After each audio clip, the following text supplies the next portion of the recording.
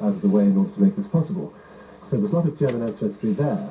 There was sensitivity, though, am I right in saying, just about the name? Very much so. George V was quite clever, I think, and advised by his private secretary, Lord Stamfordham, and was worried at the attacks that were being made on his family, many of whom had German titles, even though they were completely and totally on the side of Britain.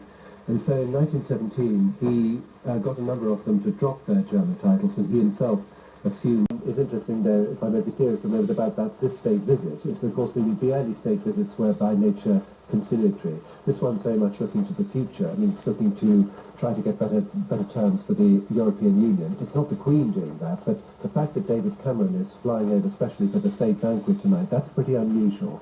And obviously he will have talks with Angela Merkel, which will be very important. But the Queen will create a wonderful, exciting atmosphere in which the politicians can then move forward in a happy frame of mind, we hope. Underlying Britain's central role in the history of Europe. Absolutely. Hugo Vickers, the royal historian. This is NewsHour from the BBC.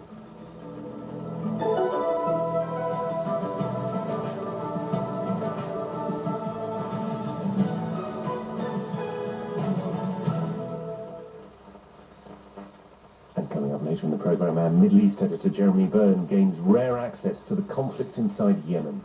People here are getting united in the way the British did when they were bombed. Yes, of course. I am sure that they are united. You see?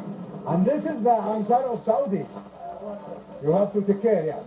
You see? These are the rockets every day. They don't care about the children. They don't care about the women, the hospitals, everything. More from the front line in Yemen in about 20 minutes' time. Headlines this hour: the man convicted of the Boston Marathon bombing has apologised for the attack before being formally sentenced to death.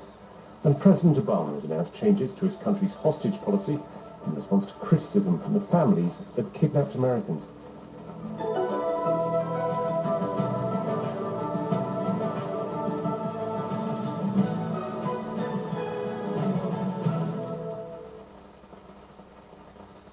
This is NewsHour from the BBC World Service with me, Tim Franks. Now to our special week of China coverage, 10 years in Whitehorse Village. For the past decade, our China editor, Carrie Gracie, has followed the fortunes of one rural community being transformed into a city, a microcosm of the astonishing urbanisation across the country. At the grassroots level, the task of managing China's turbulent change creates enormous pressures on the individuals involved.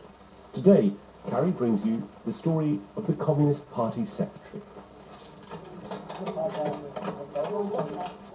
Or check the latest breaking news with our minute-by-minute news feed.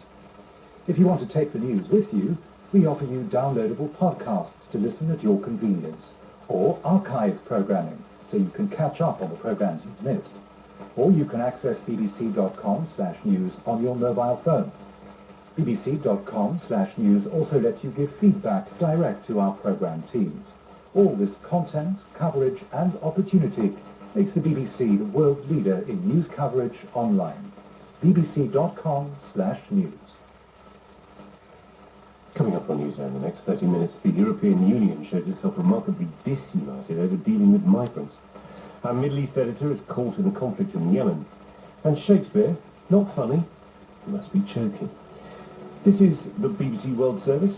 I'm Tim Franks, and you're listening to NewsHour.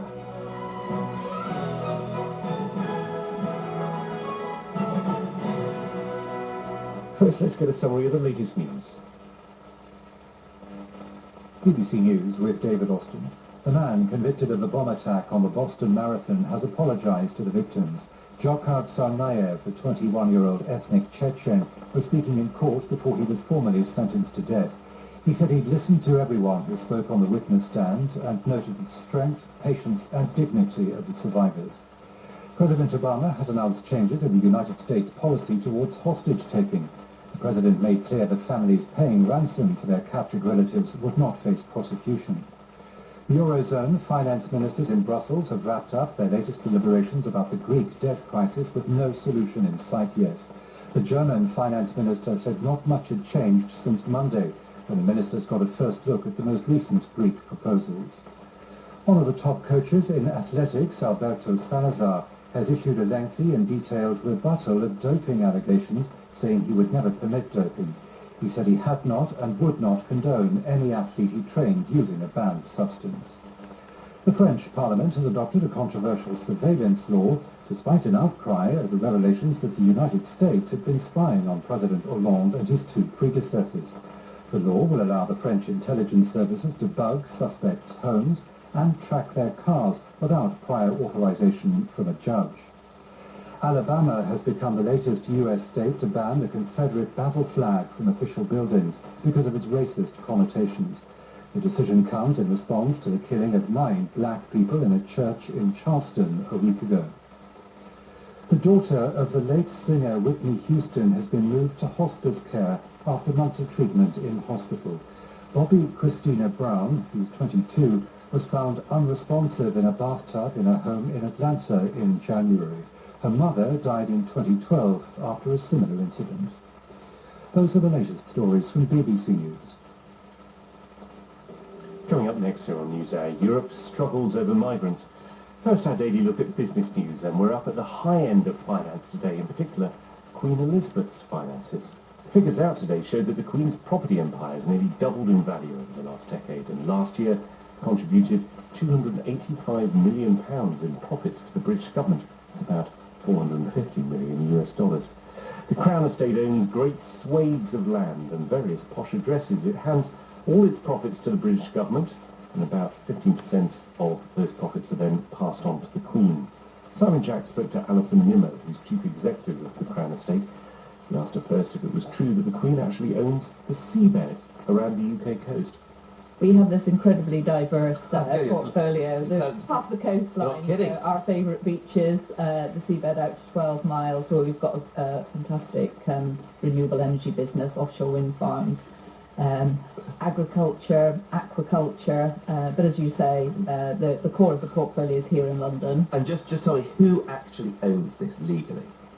Legally, it's owned by the Queen, but there's a lot of interesting history to this. I mean, we're an independent commercial business, and if you go back to before 1760, the Queen owned, or the monarch owned the Crown Estate, and all the revenues went to the monarch.